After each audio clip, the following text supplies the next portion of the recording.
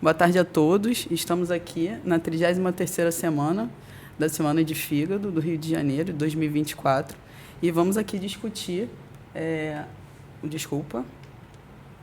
um tema um pouco controverso, né? Com muitos debates a respeito do metabolismo ósseo no paciente cirrótico. Eu sou a doutora Juliana Bide Maia Monteiro, sou médica gastroenterologista do Serviço de Gastroenterologia do Hospital Naval Marcílio Dias, e aqui na mesa encontramos nossos 3 debatedores, a doutora Cristiane Tovo, professora associada, doutora de Gastroenterologia e do Programa de Pós-Graduação em Hepatologia da Universidade Federal de Ciências da Saúde de Porto Alegre, doutora Cláudia Ivantes, professora adjunta do Departamento de Clínica Médica da Disciplina de Gastroenterologia da Universidade Federal do Paraná, e Dr. Miguel Madeira, professor adjunto de Endocrinologia da Universidade Federal do Rio de Janeiro e diretor do Departamento de Metabolismo Ósseo e Mineral da Sociedade Brasileira de Endocrinologia e Metabologia. Bom, metabolismo ósseo, o paciente com cirrose necessita de cuidados especiais? Nós trouxemos um caso clínico aqui, um paciente do sexo masculino, 70 anos, portador de cirrose hepática por colangite esclerosante primária, diagnosticado em 2016, e também tinha retocolite ulcerativa, diagnosticada em 2010. Como comorbidades, era diabético, tinha uma cirurgia ortopédica no braço esquerdo e uma densitometria óssea de 2016, mostrando uma osteoporose em coluna lombar, de L1, L4, e história de uso de risendronato irregular. O paciente apresentou uma queda do mesmo nível há 2 dias, com trauma em todo o dimídio direito e TCE em região frontotemporal direita. Foi atendido em outro serviço que prescreveu AINE, teve um diagnóstico de fratura de pelve e um hematoma extraperitoneal com indicação de tratamento conservador. Ele evoluiu com lesão renal, AC, e piora da função hepática com mel de sódio de 31 e foi listado para o transplante. Bom, como o hepatologista deverá investigar a saúde óssea do paciente cirrótico? Dr. Miguel. Olá a todos, é um prazer estar aqui hoje, dividindo essa mesa, falando um pouquinho de metabolismo ósseo, dentro das doenças hepáticas. E a primeira questão que a gente tem que levantar sempre é como eu posso abordar melhor o meu paciente. A maneira de abordar melhor, consequentemente, eu vou tratar melhor o meu paciente. E para a gente poder iniciar, a gente precisa lembrar, semelhante ao que a gente viu nesse paciente, que é muito frequente a gente ter causas para perda óssea, né? O que a gente chama tradicionalmente de osteoporose secundária. Então, além da questão do envelhecimento, eventualmente da menopausa, muitos pacientes têm perda óssea associada. E a gente vê que nos homens, como no nosso caso, 2/3 deles têm uma causa secundária para perda óssea. E isso gera a importância também de, nos homens, pesquisar a saúde óssea, que é muito esquecida também.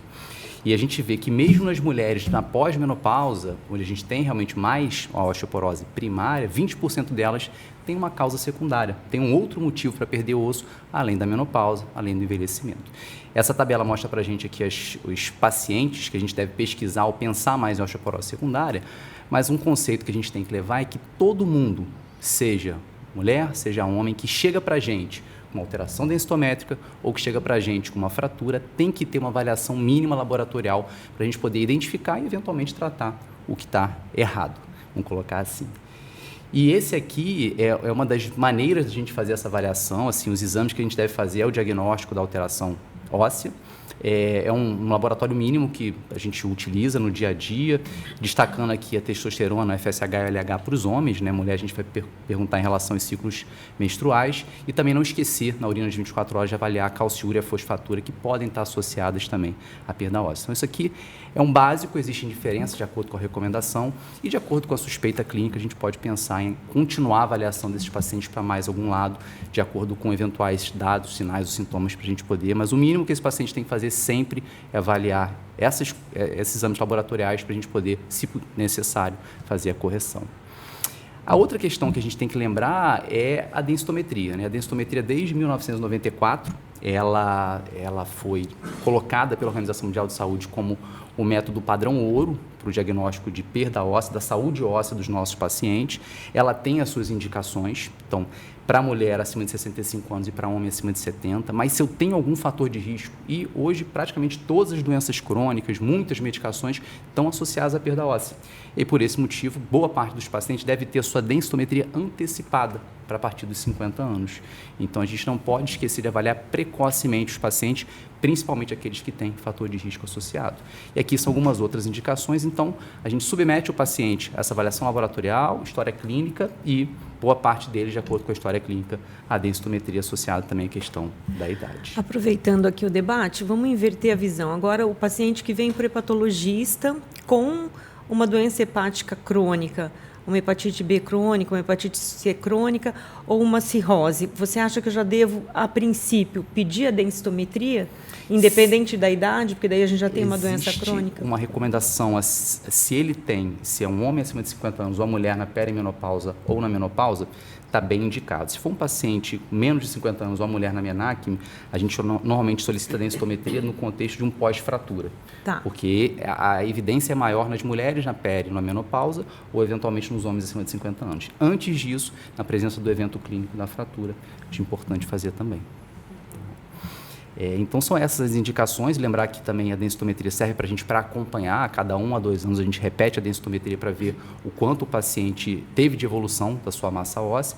Também devemos destacar que a densitometria, para ser comparativa, ela deve ser feita sempre no mesmo aparelho. Densitometrias realizadas em aparelhos diferentes, elas não são comparáveis. A gente perde a maneira de analisar de forma evolutiva. Então, a gente tem que lembrar das indicações de densitometria e também de não esquecer das causas secundárias. Só para a gente ressaltar e lembrar um pouquinho, né, a maneira da gente classificar o nosso paciente. Então, mulher, perimenopausa, menopausa. Em homem acima de 50 anos, aquela classificação tradicional. Em normal, osteopenia ou osteoporose. É um homem com menos de 50 anos, uma mulher que está menstruando normalmente. A gente avalia pelo Z-score, onde eu comparo aquela pessoa, uma pessoa, vamos dizer assim, pareada para sexo, idade, MC e etnia. E a gente considera um Z-score até menos 1,9 com massa óssea normal para a idade, de menos 2 para baixo, baixa massa óssea para a idade. Então, a maneira que eu vou classificar depende do estágio menacme, menopausa na mulher e a idade para o homem também. Nesse nosso paciente, a gente viu que ele tinha uma osteoporose diagnosticada na coluna lombar. E o diagnóstico na densitometria é sempre um só. O diagnóstico é pelo pior sítio. Então, não existe, tem osteopenia aqui, osteoporose ali, o diagnóstico é pelo pior sítio. Então, se eu tenho osteoporose em um sítio, o diagnóstico da densitometria é de osteoporose. Isso é importante também destacar. A doença é uma doença sistêmica. E aqui um ponto para a gente poder trazer e discutir um pouquinho, é que uma coisa que a gente vai ver mais à frente, a necessidade de fazer também a pesquisa de fraturas vertebrais. Uma fratura de fêmur, de rádio, são fraturas que têm manifestação clínica, mas 2/3 das fraturas de vértebras, elas são assintomáticas ou oligossintomáticas. Então, a gente não pode esquecer de estratificar esse paciente com relação à presença ou não de fratura vertebral, porque isso a gente vai ver um pouquinho depois, determina também a maneira que a gente vai estratificar o risco do paciente de fratura e tratá-lo. Então, a gente deve também lembrar que esses pacientes, dependendo da idade, como a gente vê ali, ou a presença de alteração densitométrica, a gente vai indicar a radiografia, que é o considerado padrão ouro, de coluna torácica e lombar. Eventualmente, a gente pode evoluir para uma ressonância ou tomografia, se a radiografia não for elucidativa. Dessa maneira, a gente avalia o nosso paciente nesse primeiro momento. E por que o paciente cirrótico tem mais risco para desenvolvimento de doença óssea? São vários os fatores de risco associados à distrofia hepática, à osteodistrofia, citando rapidamente a deficiência nutricional, a redução da atividade física ou sedentarismo, alterações hormonais, enfim, que podem ocorrer no paciente cirrótico, uso de corticoides, eventualmente, inflamação, idade, consumo de álcool, a presença de cirrose e disbiose. São vários os mecanismos, né, mas de perda óssea nos pacientes com doenças hepáticas. Mas, em geral, os mecanismos são comuns, né? Os pacientes acabam apresentando ou diminuição da formação óssea ou aumento da reabsorção. E a diminuição da formação óssea pode ocorrer por uma redução da fibronectina, que é um cofetal, que é uma proteína adesiva, né?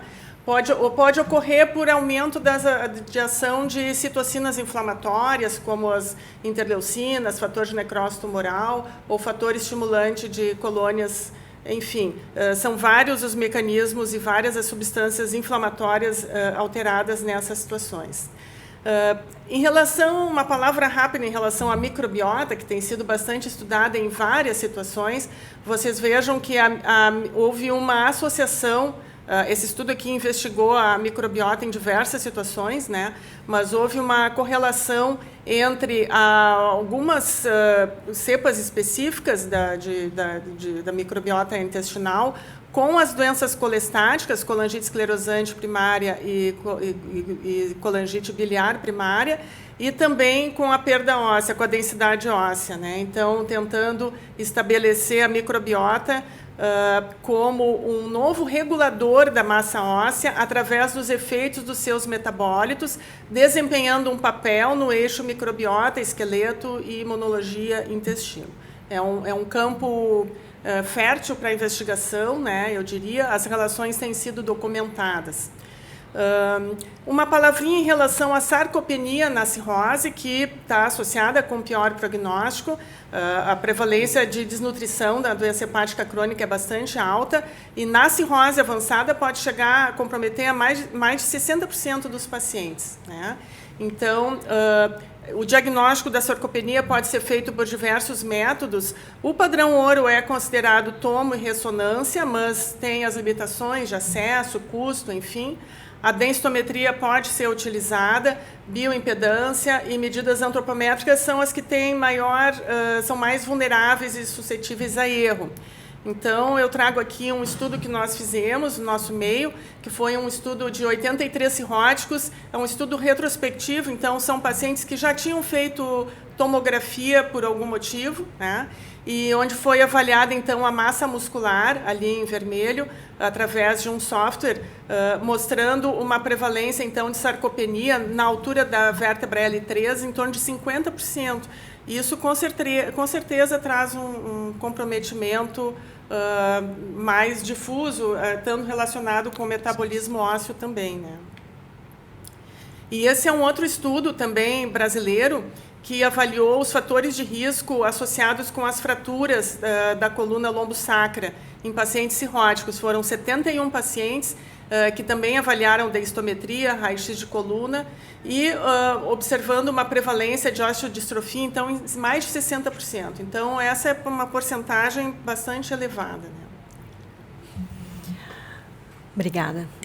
Eu achei bem importante a coordenação da Semana de Fígado do Rio de Janeiro ter trazido esse tema para a gente, porque eu acho que nós, hepatologistas, temos negligenciado a saúde óssea dos nossos pacientes, né? Então, eu achei muito interessante, no caso que você apresentou, quando o paciente tem uma fratura, o prognóstico do cirrótico muda completamente, né? Ele descompensou e acabou sendo listado para transplante, que a gente vê um desfecho aí desfavorável. Então, em relação à colestase, que é uma situação específica, a gente vê nesses pacientes uma maior prevalência tanto da osteoporose quanto da osteopenia, variando entre 20% a 45% e de fratura entre 9% e 22%.